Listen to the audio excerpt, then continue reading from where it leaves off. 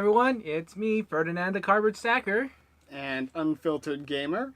And today we're going to look at Burning Rome by Sun Tzu Games. And this is a quick two-player skirmish game with just a bunch of cards. And not only that, but it's also got a couple of variants, I think, as well, right? You can play up to 4 players.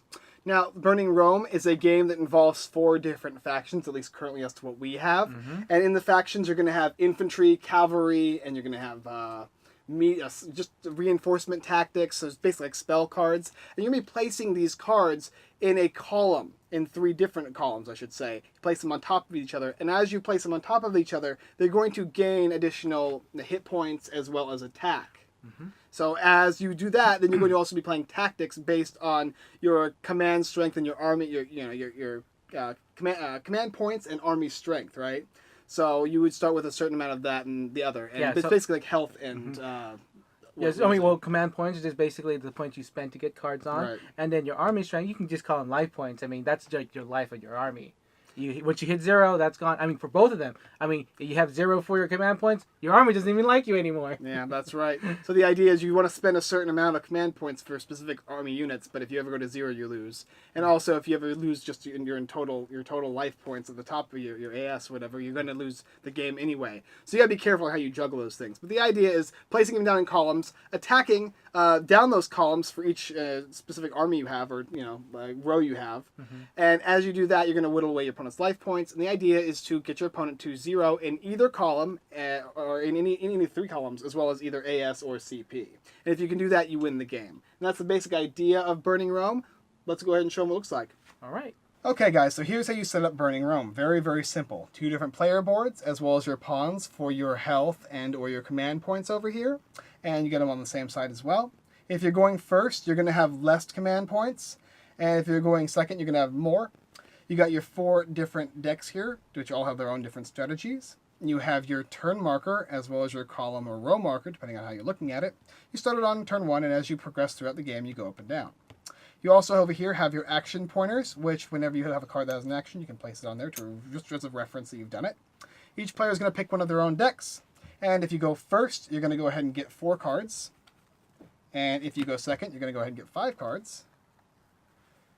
And after that, you've got everything you need to begin the game. So let's talk about the phases of the game. So the first thing you can do is either draw or gain CP, which is very important in the game. So drawing lets you have more options, but CP lets you play those options.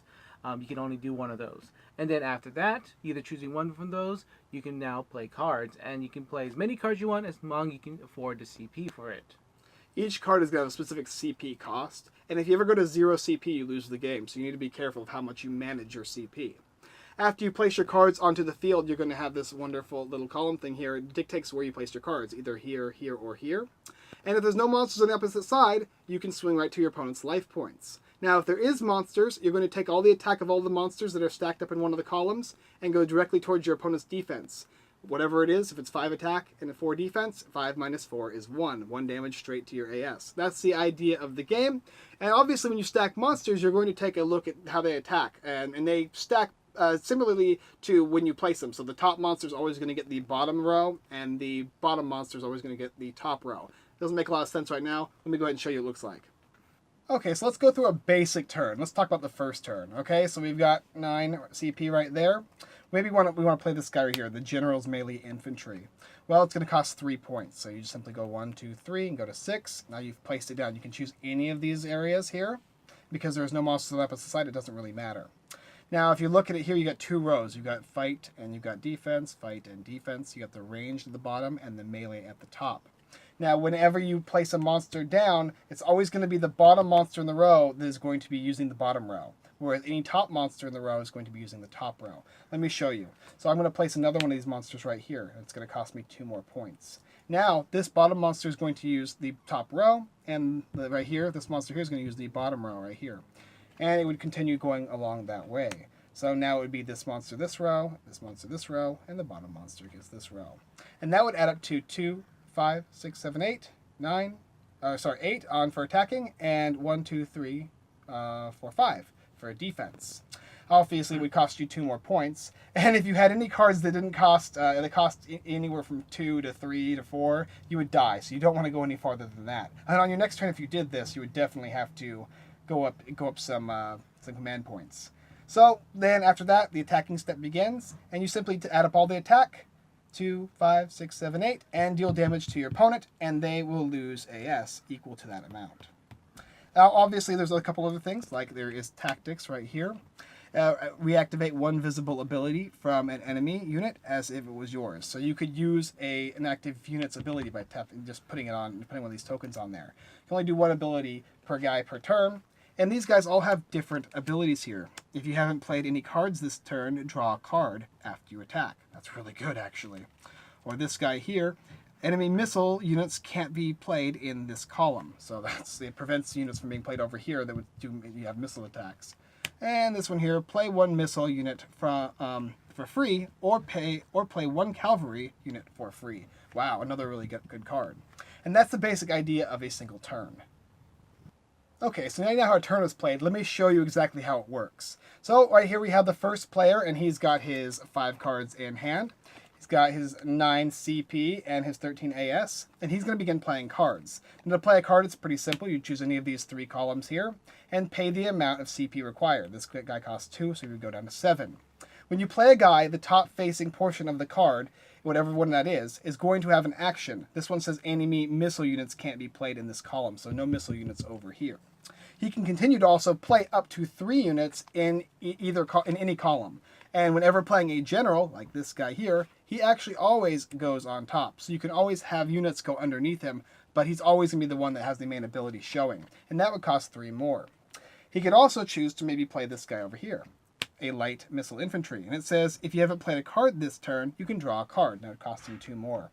Now, he could play more cards. The problem would be, though, if he played anything that cost 2, he would lose the game. So on his next turn, his best bet would be to increase his CP.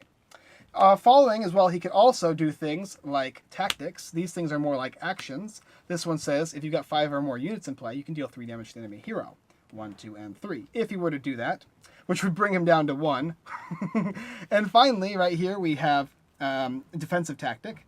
Reactivate one visible ability from an enemy as if it was yours. So if he had a character on board, let's hope this one is, bam, and this character happened to have ability that was already used, I could actually use with my tactic his ability as well.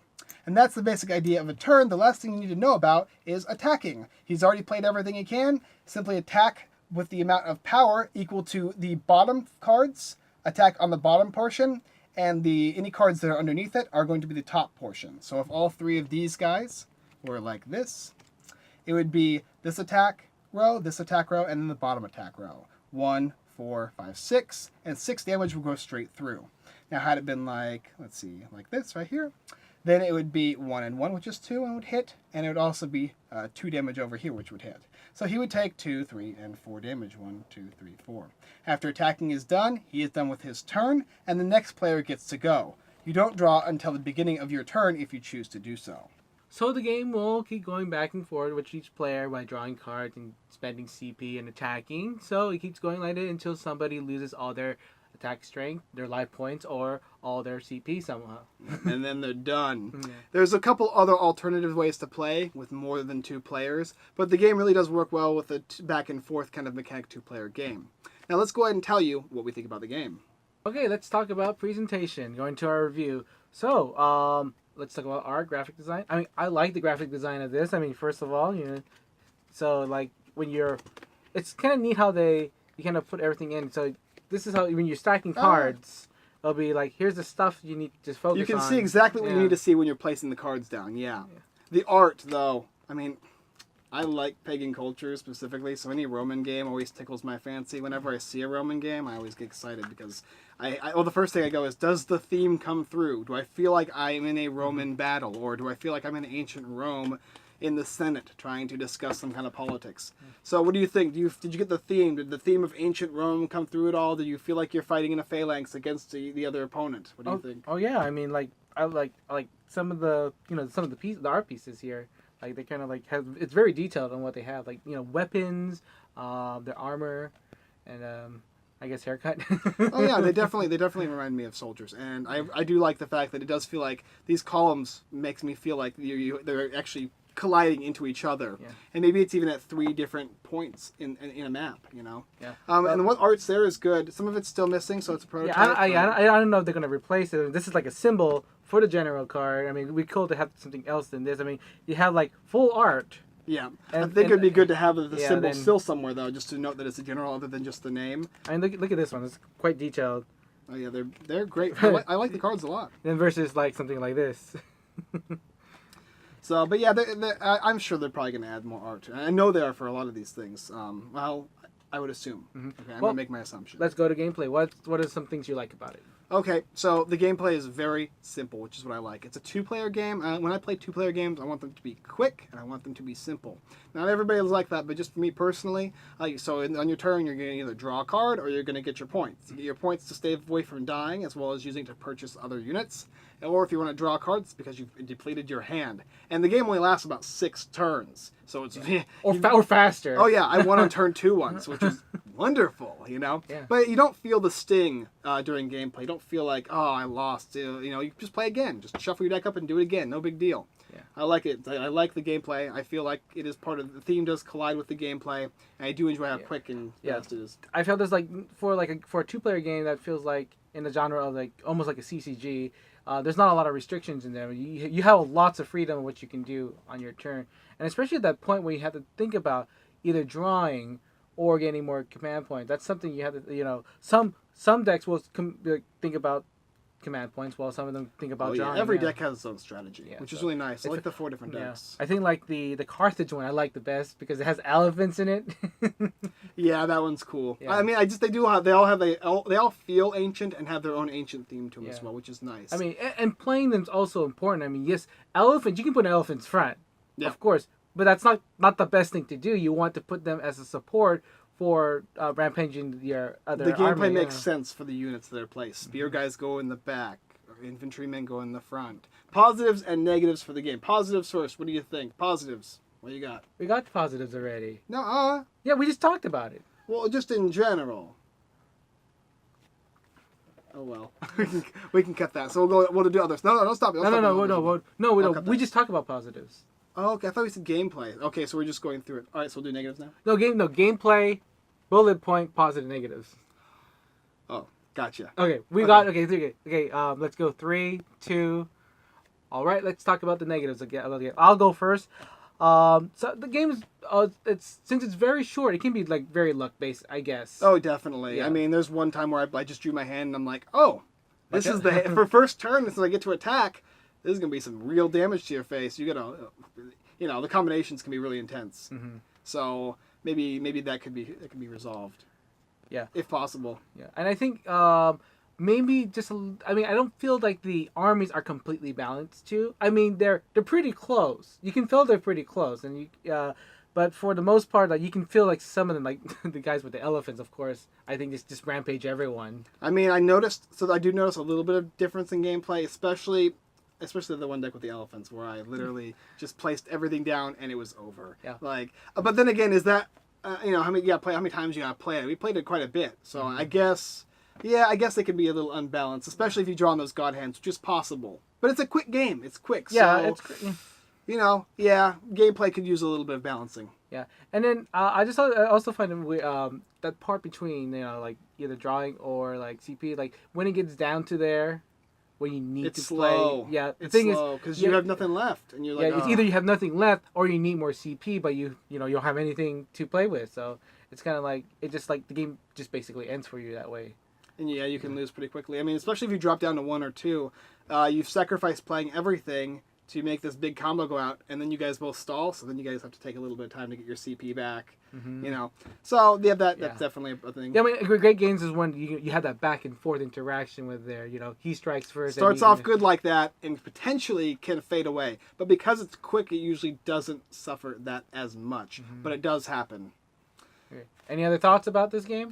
overall thought process in the game is that it's a very good game. I really enjoy it. I think there's a lot of great stuff in it. The theme does connect with the gameplay. Each of the decks have their own unique benefits. Yeah. I also like there's with the game too. I think they're also developing. Unfortunately, we haven't get to try it. Is that these scenarios, like actual historical scenarios that you can play? You play with multiple players and all that. That's awesome. Yeah. Yeah, and it's not restricted to just like 3 columns a row. I saw one of them that you can have like 6 columns of rows, and then say the Carthaginians they start with all elephants. Yeah, awesome. Yeah. No, that's great. I love it when you have versatility of play, and I think that does really well too. Mm-hmm. So overall, what do you think? Overall, I think it's a great game. I mean, it's fast, it's quick, and it's a 2-player game that has like a good depth, but it's actually easy to learn. Yeah, simple, straightforward, good flow, good theme. I think this game is pretty good, and I definitely think you should check it out. Okay, and this is by Sun Tzu Games. Alright guys, thanks for watching another Unfiltered Gamer Kickstarter card game review. If you like this video and like to see more, don't forget to check out the rest of our videos here on YouTube. Like, subscribe, and comment, as well as... visit the Cardboard Stacker at my YouTube channel, The Cardboard Stacker, and visit my website, thecardboardstacker.com. As well as visiting mine, unfilteredgamer.com. Our little collabs are always fun.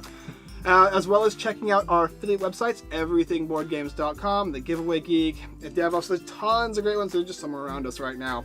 Also, we've got a great giveaway going on right now. Oh, yes. Board Game Reviewers giveaway. We're doing it for the entire month for the celebration of Tabletop Day. We've got tons of games, almost like 10, I think. We're working with the Board Game Vault. I'm in it. Yeah, Board Game Vault, Cardboard Stacker, Unfiltered Gamer, Pond's Perspective. We got Everything Board Games. We're all working together to make a great board game giveaway. So go ahead and check it out on either of our sites. Just go ahead, click it. I don't care where you go. I don't care. Just click it. All right, and that's about it. If you like this content, feel free to check out more of us, and we look forward to seeing you next time.